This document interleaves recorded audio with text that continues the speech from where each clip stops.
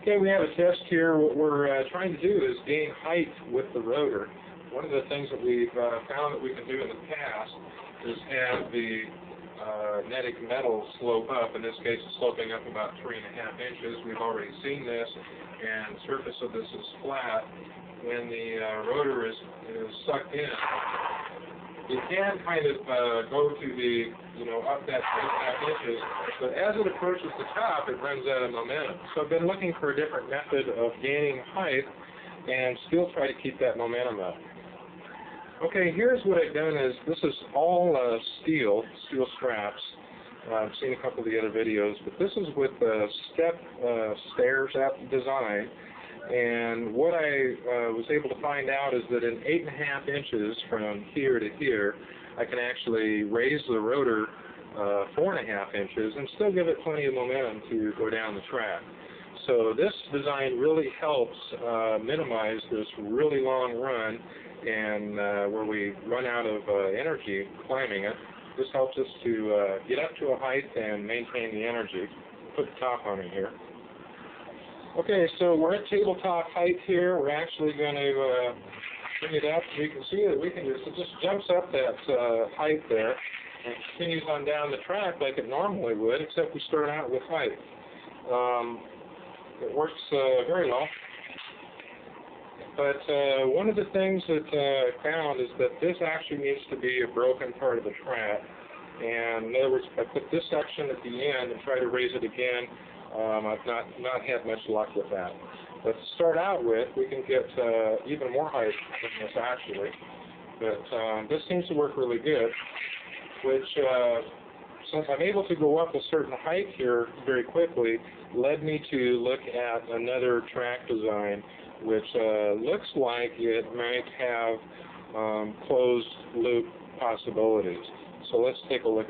Okay, here you're able to see that what we've done is I've kind of hodged some leftover magnetic alloy sheets together here to create a long track. But these are just stacked magnets, 6 high, 5, 4, 3, 2, 1, and then 1, 2, 3, 4, 5, 6, 7 singles, and then it starts all over again. And this has a nice downhill run. So what we're trying to do is utilize the downhill momentum and have excess energy to get us back to the top and start that loop cycle all over again.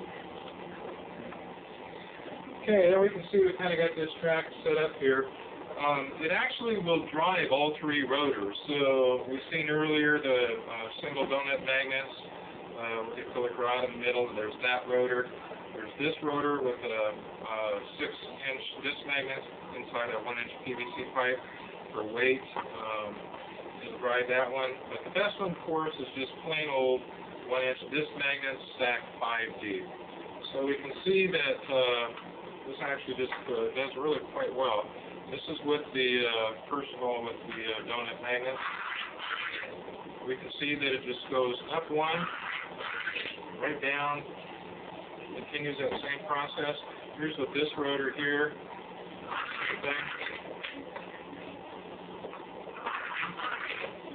Looks like it may be able to close the loop with this type of a track as well. But just the plain disc magnets works the best, gives the most power and speed. See a lot of, quite a bit of difference there.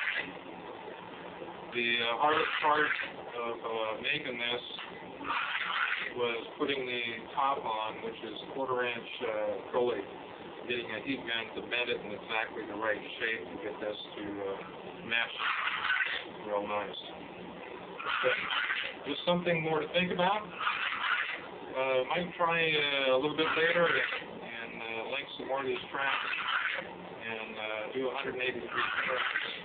But kind of interesting that we can go up, take a run down, go right back up again, run down again without any loss of energy there. Looks pretty promising. More things to come, and happy thinking.